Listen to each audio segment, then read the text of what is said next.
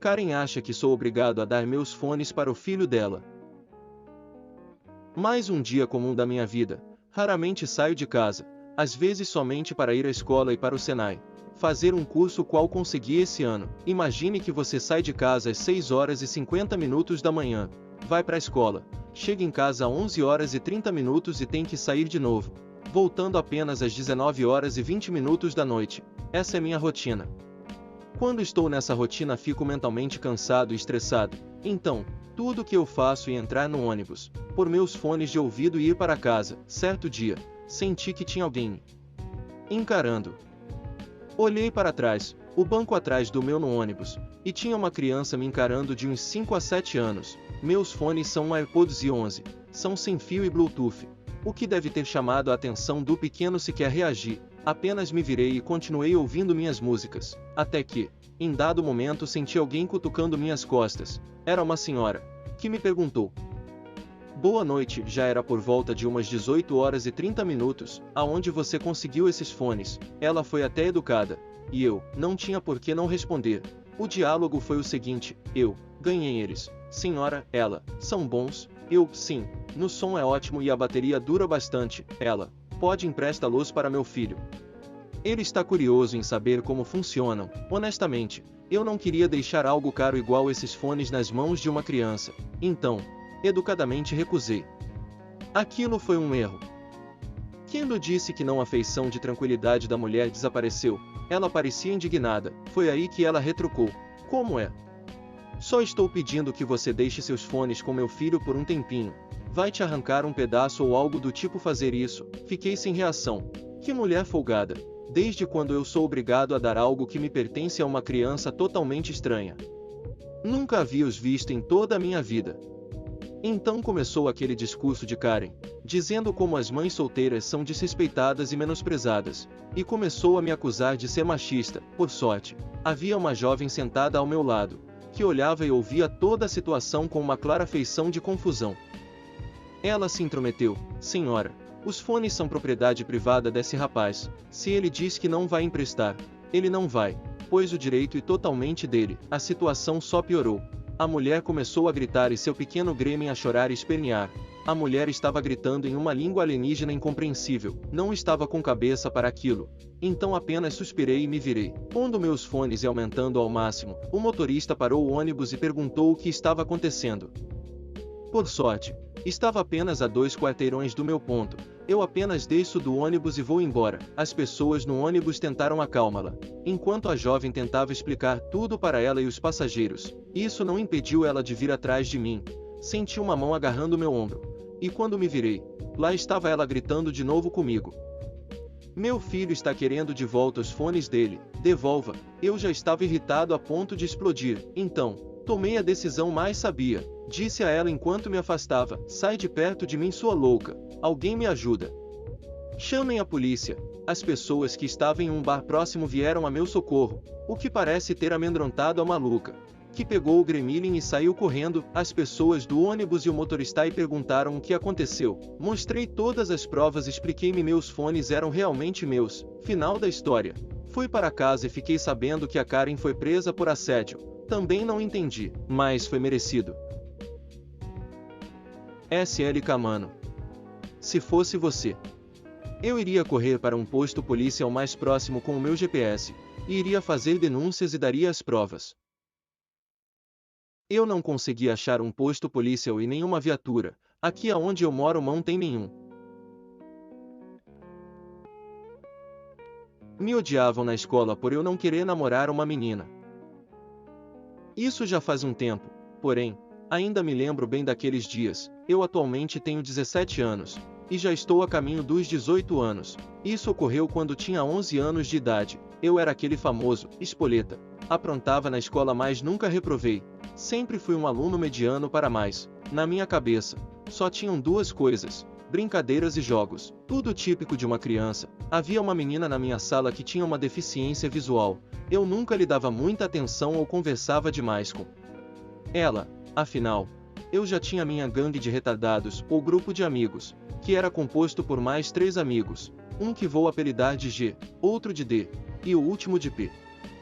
Um belo dia, A professora de ensino religioso havia faltado. Estávamos sentados do lado de fora da sala. Eu, G, D e P, falando sobre algo muito engraçado, pois eu lembro que estávamos rindo muito, até que uma menina veio até mim e me entregou um pedaço de papel, não dizendo nada, apenas se virando e entrando na sala de novo. Fiquei claramente confuso. Olhei para os meus amigos, que também não haviam entendido nada, e abri o papel. Havia desenhando nele uma casa, e as seguintes palavras: aceita namorar comigo? E uma caixa de seleção com sim ou não. Sinceramente, na época, e até hoje, eu não penso na ideia de ter um relacionamento. Então, eu marquei a caixinha de não, após voltar para minha mesa e pegar uma caneta, deixando a cartinha lá e voltando para perto dos meus amigos.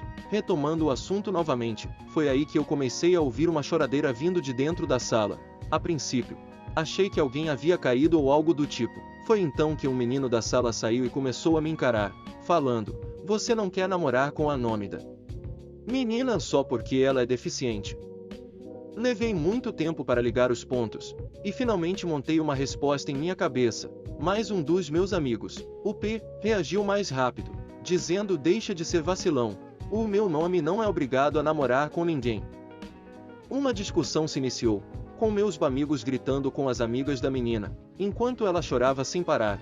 Eles queriam me forçar a namorar com ela só por causa de sua deficiência, mas tipo, eu tinha 11 anos, você deve estar se perguntando, aonde eu estava nessa situação?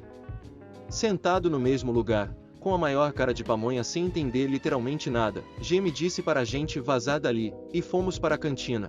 Ficamos lá o resto do horário enquanto a sala tinha virado um picadeiro de palhaços.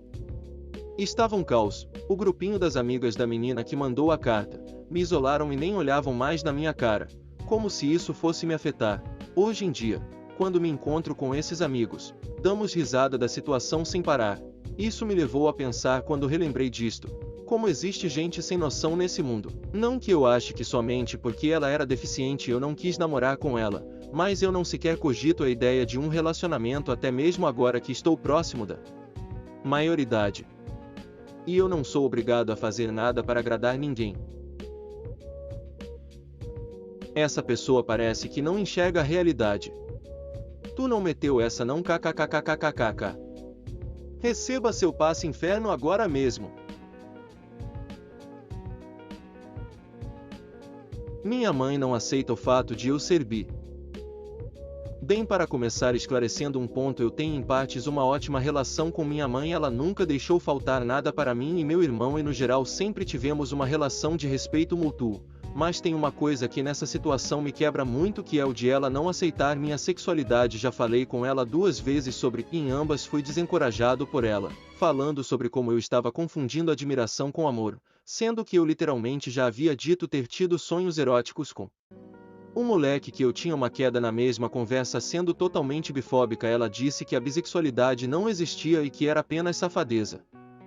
Eu disse que ela devia respeitar a orientação de outras pessoas, coisa que ela afirma fazer com gays e lésbicas, mas não com pessoas bi. Outra vez, quando estávamos de carro em outra cidade, e ela começou a conversar com a irmã do meu padrasto sobre sexualidade, e quando essa que eu tenho que chamar de tia por causa do meu padrasto falou que bissexualidade era coisa do capeta, minha mãe só concordou e começou a falar como a juventude estava confusa por causa de más influências e até me usou de exemplo. Eu acredito que se minha mãe e essa tal tia realmente fossem servas de Deus, elas saberiam que Cristo sempre pregou a igualdade e o respeito, e nunca julgou a orientação do próximo. Mesmo com isso, eu realmente tento ter uma convivência com ela e a gente se dá bem. Na maioria das vezes sou esse grande elefante na sala que torna a nossa relação complicada.